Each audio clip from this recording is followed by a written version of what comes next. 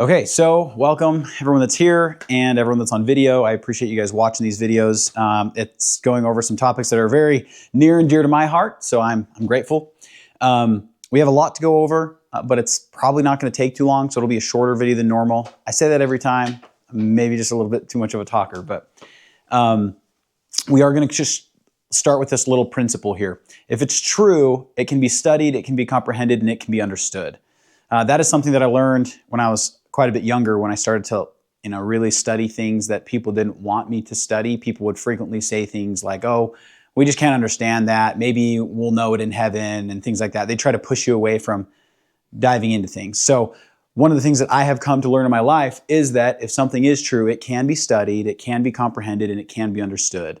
If you don't have the ability to learn it, you probably don't really have the ability to have the question. And the reverse is true. If you have the ability to have the question, you have the ability to learn it. So I always encourage you guys to just make sure that you recognize any question you have, it's worth diving into. If you have the motive to figure it out, do it. Any comments or thoughts about that principle? It's a good precursor to what we're going to talk about. I think one of the things you could add is that not only can it be studied, comprehended, and understood, but that truth is coherent with all other truth. Meaning that it works together. Truth will never contradict other truths. Correct. That is correct. That's actually something I was going to mention a little bit later in the video, is that everything that is true is just as true as everything else that is true. And we'll dive into that a little bit. But we're going to go into just a brief reminder of one of the things I said in one of my previous videos, and it's the origins of incorporated entities. That's going to be the main topic of our discussion here today. So I'm going to go ahead and erase this real quick. And you guys remember how we talked about jurisdiction and how there's land and there's sea and there's air, and it's all different. But just for kicks and giggles, I'm going to draw it up there again. That's going to be our sea. This is going to be our land mass, even though it's an ugly land mass.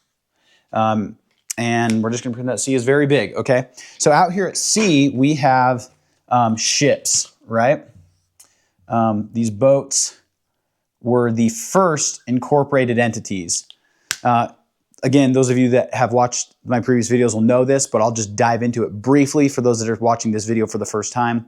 But long time ago, when the cargo men used to send and receive goods via port over waterways and via the sea, they would have to enter contract with the ship captains. And the ship captains had to hold a lot of liability because of that.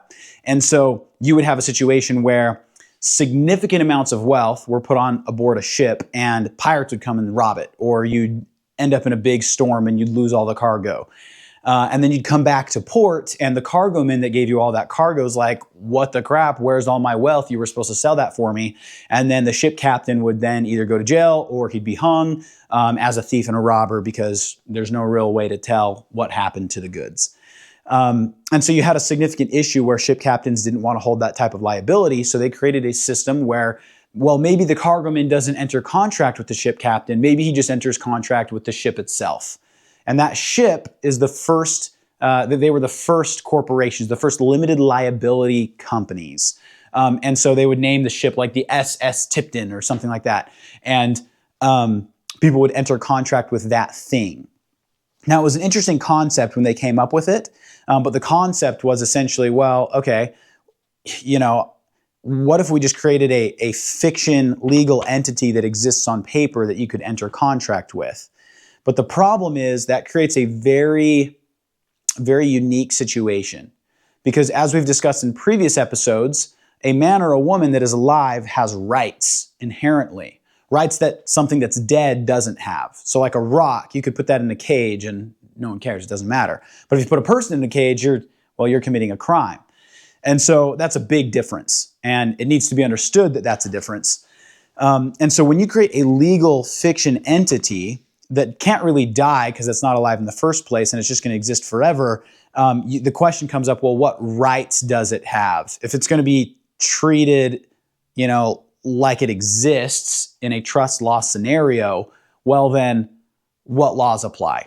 I'm going to pause right there, went over a lot of things. Are there questions about that concept at this juncture? No, that makes sense. Okay.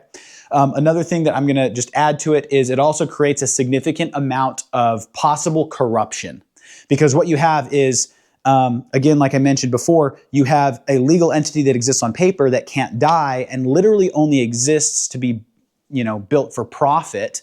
And so you've basically created a monster.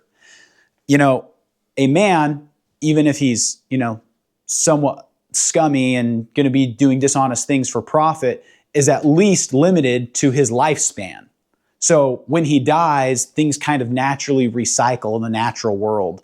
And a legal entity doesn't have that happen because the legal entity never dies. It's just this massive monster of wealth that can be inherited by somebody who didn't build it themselves and learn all the necessary lessons that are usually learned by the time you acquire significant wealth or accomplish something great. And so you have a situation where you have unaccountable people inheriting significant amounts of power, and that's where you have the corruption of the corporations. And that is why they created what we call the legal system. Okay, and people don't recognize that that's what this is, but the legal system is confined wholly to sea jurisdiction, because at the time of these corporations being created, you had a lot of people worried about the concept. Like what? Like what's that going to mean? What's that going to entail to our trade, our everything? What's it going to mean? And so they were like, okay, well, we'll create specific, very strict laws governing these legal fiction entities. They don't have rights. They can have privileges, right? There's things that it's allowed to do. There's things it's not allowed to do. And ultimately, if it commits a crime against a living man or woman, commits murder, steals, robs, whatever that does like that, that's criminal activity, it'll be liquidated. It'll be destroyed. It'll be killed. And so they were like, okay, well, who are we going to put in charge of that?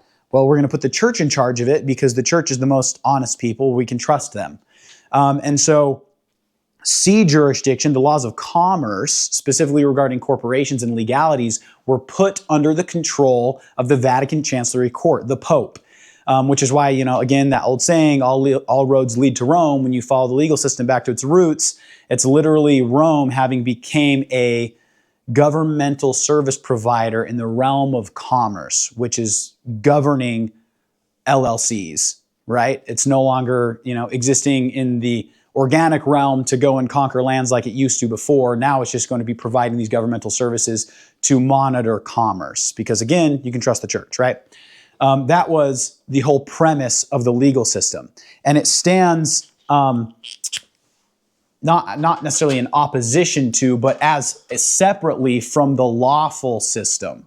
Okay, lawful system is land and legal system is sea. Am I spelling this wrong? No. Okay. Sorry, I wrote half an E and then I was like, wait, that's a U. Anyway. Lawful system is land, legal system is sea. Legal system has to do with persons, corporations, individual corporations, trusts, everything that is a legal fiction entity on paper but does not actually exist in the flesh organically. It's a fiction system. The lawful system is the thing that exists on the land and soil, as well as, laws do apply to certain things in the sea jurisdiction, but legalities don't necessarily apply on the land and soil jurisdiction. It's a different system. But that's going to be really important to just set the stage of a little bit about what we're about to talk about. So I'm going to pause right there. That's a lot of information. Thoughts? Nothing? Are we following? Is it comprehensive? You guys are normal people. I'm not necessarily always normal. So I want the people that are going to be watching this video are going to be people that can relate to your questions. So if there's something that's confusing, there's no dumb question, bring it up. I don't know, what you're saying is pretty basic. I mean, legal systems apply to the sea jurisdiction. Mm-hmm. Lawful systems apply to land and soil jurisdictions. The only argument you're going to have from anybody is whether the church is trustworthy. Yeah, the church? Yeah. Oh, yeah. No, I'm not. That's a whole nother video. That is a whole nother video. Okay. And we're actually going to dive into that a little bit later.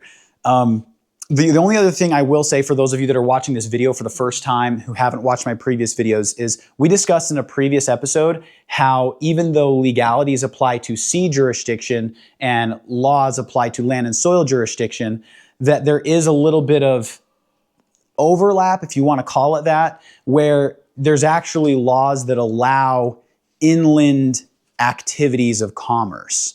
Because essentially you have a ship that pulls up, and that entity, even though it exists in the sea, might need to be dragged into an office building somewhere and signed by people. And so you're going to have certain allowance for commercial vessels to be brought onto the land and soil. And initially that was understood that that was going to exist wholly on like the banks, which was actually the origin of where banks came from, because the bankers were the people that sat there recording receipts and signing the papers and doing all the things that we consider as banks. They were bankers because they sat on the banks of the waterways waiting for this cargo to come and go. And that's the origins of the banking system, which is, again, in the realm of commerce. So, any other questions there before I move on? We got that? Okay, let's see. Okay, so this is super important to recognize the historical beginnings of these concepts, because when we're raised in a society that accepts legal fictions like legal entities and corporations as if they actually exist, it really starts to brainwash us into really having a difficulty recognizing reality versus imaginary things, because we talk to a significant amount of people that act as though something imaginary is actually real, and that it somehow exists even though it is only on paper. And because of that, it starts to really disconnect us from recognizing what is true and what is not true. Because when it comes to our livelihoods and the economy, we're so frequently talking about imaginary things. Questions about that concept? The brainwashing that comes naturally from having a system of legal fictions? Yeah, I think that's pretty self-explanatory. Okay. I think You guys have heard it a everybody few even times knows- by now, but I mean, Well, yeah, but I the think everybody brainwashing's knows obvious. We're being Yeah. brainwashed all the time, right? Do you think people Not everybody knows that, but you're like, it's obvious to me, but Yeah. okay.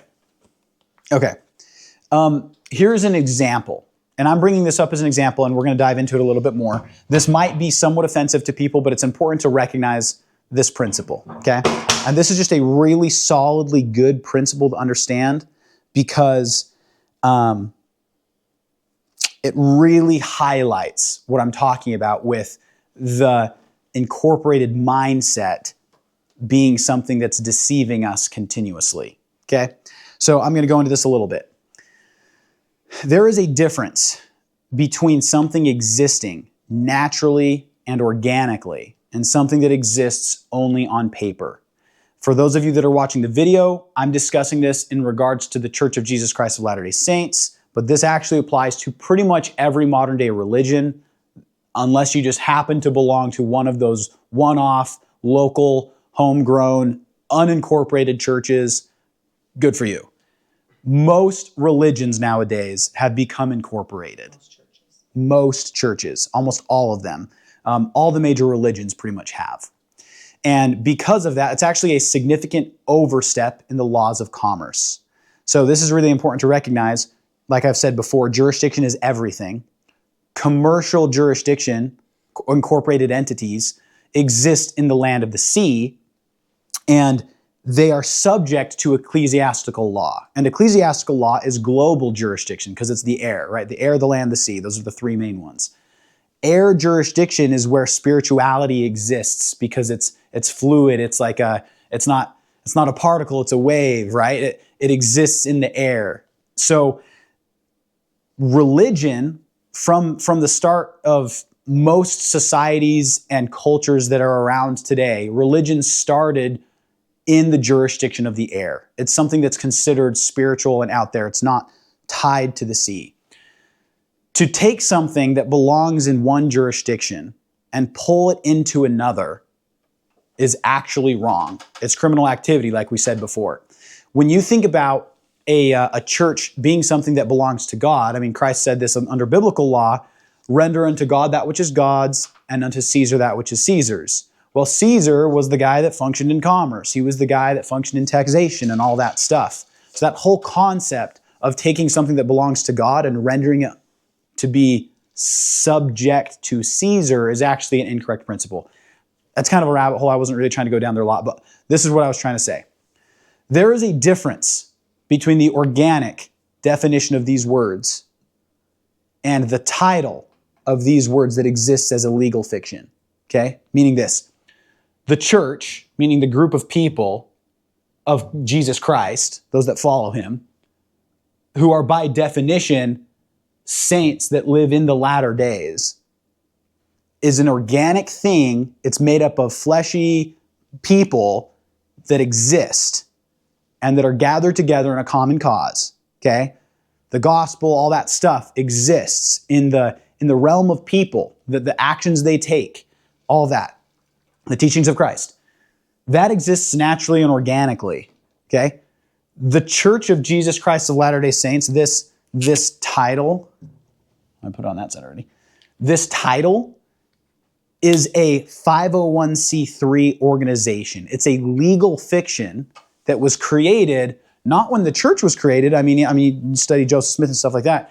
Way before. I mean, the church, I don't know the exact date. I need to get into that so I can teach this argument better. But I think it's been like 80 years or something since the church has been incorporated, maybe a little longer. But this exists on paper and is an instrument that was created to allow the church to function in commerce. But the interesting thing about incorporating something is you can't incorporate anything without making that thing subject to and under authority of the thing that is offering incorporation. Because again, the definition of incorporation is to take something and incorporate it into. So you're taking the church and you're incorporating it into the Secretary of State. And the Secretary of State also exists in commerce because it's a legal entity, it's a business. So it's actually quite a bad thing when you take churches and you incorporate them. The cool thing about the Church of Jesus Christ of Latter-day Saints in this example is their name also doubles as a organically defined thing. Does that make sense? So give me an example of one that wouldn't. So, I mean, Catholic Church is a great one, okay? It's like the word Catholic means global. It means worldwide. That's why they named themselves the Roman Catholic Church. Because like, oh, we really are a worldwide church. So they named themselves the global church, okay? The worldwide, essentially the one, the only, the all-encompassing church, right? That's what they named themselves. And there's the organic definition of that, and then there's the incorporated version of that. But ironically, the Catholic Church itself, depending on which sector you're talking about, is the first one that really started incorporating other churches. Most other churches became incorporated to a sub-franchisee of the Vatican. So the Catholic Church might be a little bit of an exception, but other churches do the same thing. Does that make sense? Okay, and that is a significant corruption. And here's an example. Okay, and I got to be careful with how I say this. Not trying to offend anybody here, but when a church that is supposed to teach truth, regardless of what society says is right or wrong, because society is fluid, sometimes they think abortion's okay, sometimes they don't. When a church is supposed to teach what is right, regardless of what the society thinks, the church should not be beholden to society's authority. Okay? When you take a church and you incorporate it into the Secretary of State, and the Secretary of State is the one that demands that you say things and do things that are not racially discriminatory, that are not sexually discriminatory and all that stuff, and they have a list of all the things that they say are wrong, and then a church is now beholden to those rules and those laws, that church is in a bondage, okay? This thing has enslaved this thing, okay? It's important to recognize that. Now, hopefully, your governments and stuff always support good purposes and good causes, and so churches are never like in a situation like that.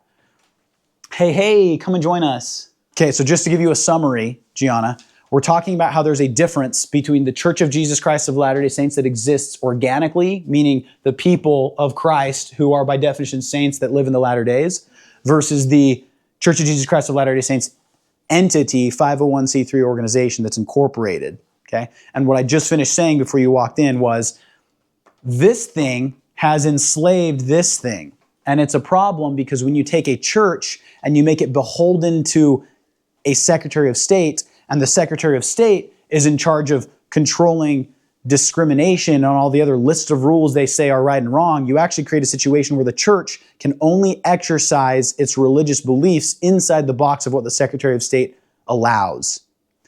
And hopefully you have a situation where there's a lot of, governments that have religious freedom and they prescribe that and it's good, but it's not how it is today. Most of these secretaries of state support things that certain religions won't agree with. For instance, homosexuality. Most Christians disagree with homosexuality.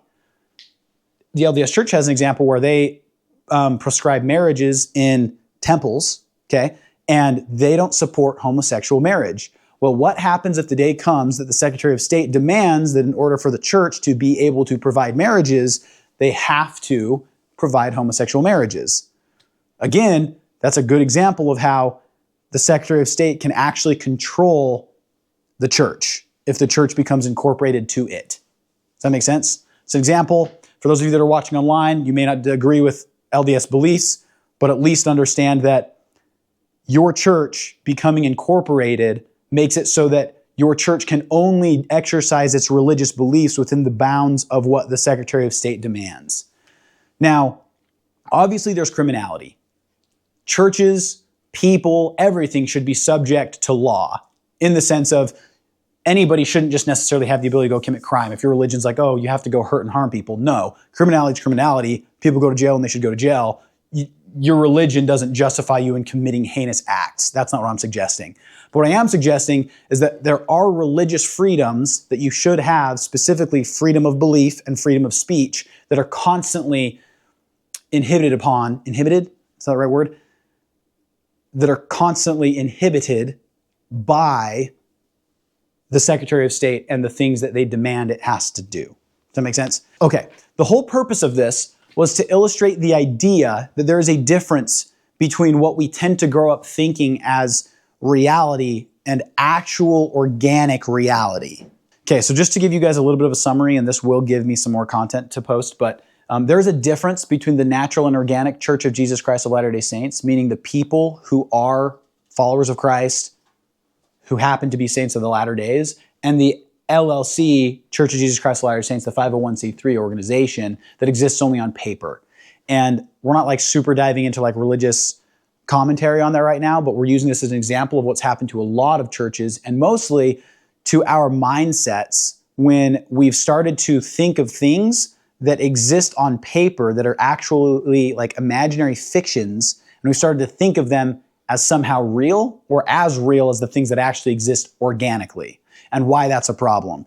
It's really brainwashed us to start, playing games of morality, and that's what I'm gonna dive into a little bit. We talked about how laws exist on land and legalities exist on the sea, okay? Again, legalities, paper instruments that are imaginary have caused that mindset. Now, do you guys remember a couple meetings ago, I talked about the book The Law by Frederick Bastiat. Great book. Presents the idea that morality exists independent of the structure that happens to believe they're enforcing their form of morality. In other words, it's wrong for me to rob Andrew, but if there's two of us that want to rob Andrew, is that suddenly right? It's like, well, no. It's like, okay, well, what if there's two of us and Andrew, but we're on an island and so there's nobody else around? Can the two of us outnumber him? Is that technically now moral? Is it moral now? Well, it's like, no, it's not moral now. Okay, well, what if there's 50 of us? What if there's 1 million of us and we all agree that robbing this guy's a good idea? It's still immoral. It doesn't matter how many people you have. Immorality is still immorality. Okay? It doesn't matter how complex of a system you've created. Criminality is still criminality. And the cool thing about the law is he actually dives more into how the law itself can be utilized to commit crime. Great book. I highly recommend it. But that's a super important concept to remember, because truth is true regardless of what the system says. Okay? Truth is true regardless of what society says. Now, I'm writing a lot about this concept, and my hope is to one day publish this about a book, or in a book. This is what we're going to end this on, okay? This concept, okay? Truth is truth. We already established that. But here's something that we often say in our society that I want to highlight, and is the reason this whole concept is important, okay? Is ignorance bliss? I mean, I guess if you define bliss as lack of responsibility or concern. Well, I mean, if you're an etymologist, ignorance is ignorance, not lack of information. Oh, yeah. No, what I'm going to go into here is there is a general belief in our society that having ignorance is somehow happier, or that negligence can potentially make you more peaceful, less worried, less stressed, or even worse, that simply straight out ignoring something that is true is better than processing it and trying to understand it, okay? But that is a dangerous concept, and it stems from the fact that we have so many fiction entities that we create. We're already in a system where we're always imagining things that don't actually exist, and so we're pretending something is true that isn't true, and it also causes us to ignore things that are true that shouldn't be ignored, okay? It's really important to understand this because comprehension of reality can have fatal consequences.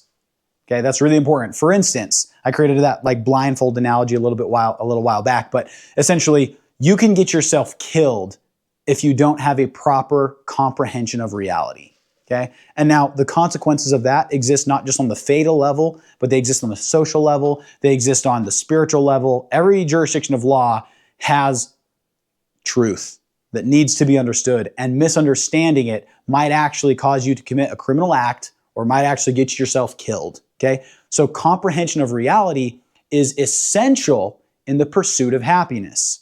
Okay, this is one of the things that, again, I disagree with this concept, ignorance is bliss. Ignorance is temporary bliss. Okay, because the day will come that your ignorance will be your downfall.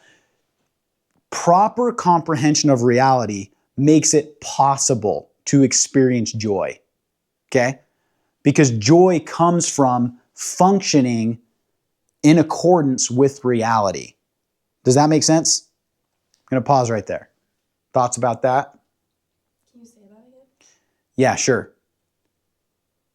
Comprehension, proper comprehension of reality makes it possible for you to experience true joy and true happiness, because that is the only way you're going to be able to function in accordance with true law. Does that make sense? This is interesting.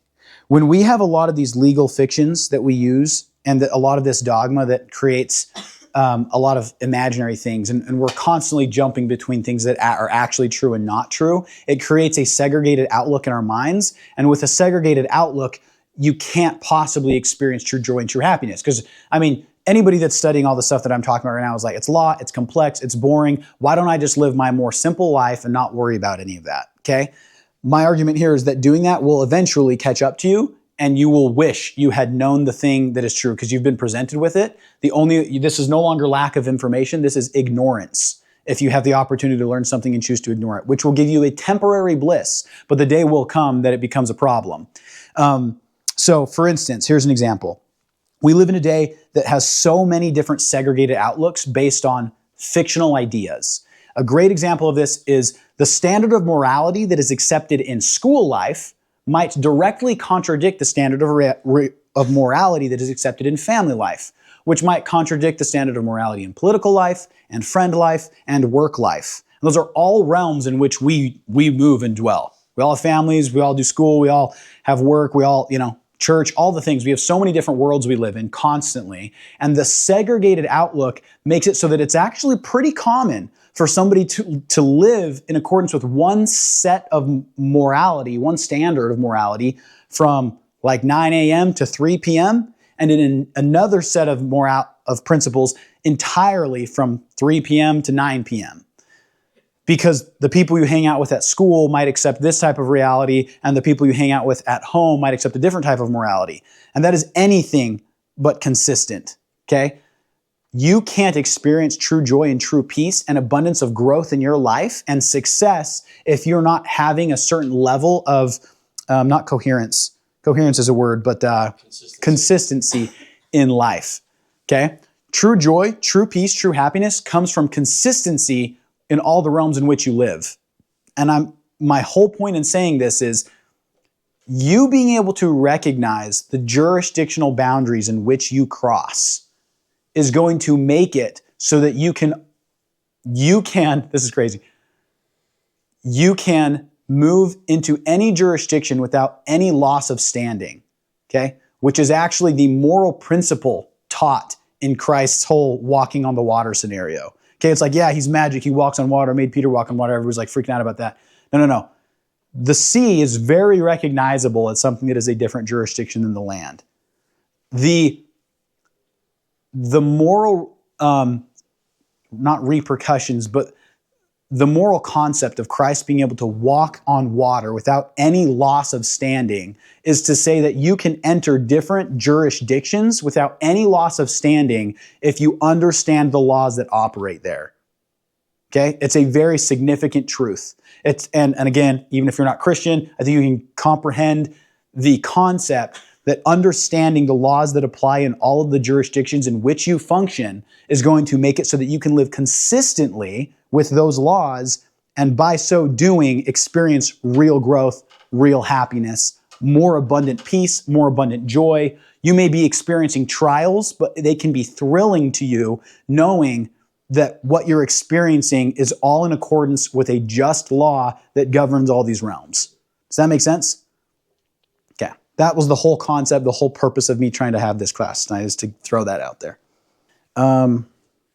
Yeah, so anyway, that's one of the things that motivates me that I've realized is I have a lot of people that think I'm an idiot for doing the assemblies. A lot of people that disagree with it. I totally respect everybody has free will, and I don't intend to push my ideas onto anybody, okay? Love that. But one of the things that keeps me going is even though I have some significant trial because of it, and even though I've had to do a lot of paperwork, and my life has been realistically very inconvenienced because I'm doing this, not only in the dating realm because half the girls' dads I date disagree with me politically speaking, but also all the paperwork I have to do in my personal time, there's some serious tough things you got to do doing this. But one of the things that has been insanely valuable to me is the amount my mind has been opened and the things I have learned and the truths I've understood. I mean, you talk about motive to get up in the morning. You talk about understanding eternal law. You talk about understanding physics. If you study things on the level of jurisdiction and you try to understand in which realms what things apply, your life will be so thrilling. I mean, Jordan Peterson said it really well. If you want to have the most exciting adventure ever, commit wholeheartedly to always saying what is true. That's huge. That's huge. Yeah, those of you that missed the beginning part, we just went over the origins of corporations again and the separate group of laws called legality and how those legalities and the fiction entities we utilize, and we tend to think of them as real when they're not. Fortunately, he recorded it, so he doesn't have to go over it all again tonight. And you can just watch the video in 2 days. He was trying to fill them in. Oh, yeah. Go ahead. I was going to be done saying it after 2 more seconds. It just creates a situation where we start accepting things that don't actually exist as reality. And then you accept them your entire life, and And then then you're- you're 22, and then you have to unlearn everything that you learned your whole life. Exactly. Yeah, it's really sad. I tell people this all the time, when they think they can't homeschool or whatever. It's like, okay, look, all you got to do is teach your kid how to read and write, which is really simple, and then instill in them a desire to learn. If they have that, you don't have to teach them anything else. You don't have to be a genius. They will figure out everything themselves. The sad part is how many people graduate school never wanting to pick up a book again. Dude. One other sentence I want to say that I didn't say that I'm going to piece into my video is just this. The Church of Jesus Christ of Latter-day Saints 501c3 paper entity legitimately is a leech sucking life from the natural, organically existing thing. Okay, and that applies to all religions because paper entities are fictional. They exist only for profit, and they're designed to suck profit out of these things. The Church of Jesus Christ of Latter-day Saints 501c3 organization is a legal entity beholden to the Secretary of State. And we believe, doctrinally speaking, as Latter-day Saints, that the world governments will collapse before the coming of the great and dreadful day of the Lord when Christ returns. Right? Doctrinally speaking. Agreed? Make sense? Okay. That means the world governments and their sub-franchisees and everything that is incorporated into it will collapse and go away before Christ returns. Now, we have a belief in the church that the priesthood power, that God's gospel will always be here until Christ returns, but that exists organically, okay? it is doctrinally sound to say that the Church of Jesus Christ of Latter-day Saints organization Corporation. is destined to fall apart and be destroyed before the coming of the great and dreadful day of the Lord. That doesn't mean that the organically existing people who happen to follow Jesus Christ, who by definition are saints who live in the latter days, will go away. They exist. They will stay. This thing, this entity that has leached itself onto the church is destined to fall apart. I mean, it's the same thing that happened with the Catholic Church repetitively throughout history. Okay, it's like the Catholic Church, obviously, the people exist and there's been good Catholics throughout history. But the entity itself is the thing that's caused a lot of wickedness to happen in the Catholic Church. I realized this on a jurisdictional level. This is an insane realization I had the other day. Growing up as like a member of the Church of Jesus Christ of Latter-day Saints, I always felt like there was Latter-day Saints and then there were other people. Anybody else experience that? Latter-day Saints and everybody that's like me and that's us, and then everyone else that somehow is just in a different realm than I am. And maybe in my prideful times, I thought that they were somehow less than me or whatever. Okay, this is what blew my mind on a jurisdictional level. The Church of Jesus Christ of Latter-day Saints, 501c3, exists jurisdictionally in the same realm as the Catholic LLC, as the Methodist LLC, as the Baptist LLC. Christ taught that there shall be one church and one gospel, right? And he's also taught that there is saved two churches alone, the Church of God and the Church of the devil, okay? The Church of Jesus Christ of Latter-day Saints 501c3 organization is a commerce instrument that exists in the realm of money. It's in the realm of filth. It's essentially the same thing as Christ going in and kicking over tables because they were having commerce in the temple, okay? Commerce in the temple, okay? The fleshy, naturally, organically existing man that happens to be a Latter-day Saint exists in the same jurisdictional realm as the man that is in the flesh that exists as a Catholic, okay? There is no difference from a jurisdictional perspective from a Catholic that is living the laws of God and a Latter-day Saint that is living the laws of God. Whether you're Catholic or Latter-day Saint or Baptist, if you were going around and you were helping the needy, you were mourning with those that mourn, comforting those that stand in need of comfort. You're being a peacemaker. You're serving. You're doing exactly what Christ taught on the Mount of Olives. Going about doing good. Going about doing good. There is no difference from a jurisdictional perspective. And when I say that, I mean from God's perspective between the man that is living righteously as a Catholic and a man that is living righteously as a Latter-day Saint. Because God does not respect this entity. It is in the realm of commerce. Jesus went over and kicked over tables that had this crap in the temple. Does that make sense? Mm-hmm. Okay. It's a huge thing. When you realize that and you start unthinking the incorporated mindset, suddenly every single person you see is a brother or a sister. And you recognize that because they exist naturally and organically in your same realm.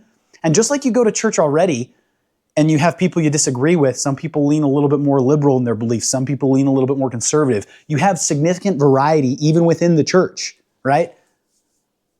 It wouldn't be a problem to recognize that all of us that happen to be like Christian leaning have, different things we focus on. Some people are more deep doctrine guys. Some people are more like, do exactly as you're told guys, like whatever. The theology of Christianity can be understood on different levels by different people who all group together as a local congregation and are there to build their community together. Whether or not you're like, man, I just really love reading the Book of Mormon, or if you're like, man, I just really love reading the Pearl of Great Price or the Bible, or man, I'm a Book of Revelations guy, right? Everybody has variety, and that's a good thing. People understand different perspectives of the gospel because of that. These entities are what create the segregated churches. Does that make sense? Because these entities are competing for profit. That was it. Great.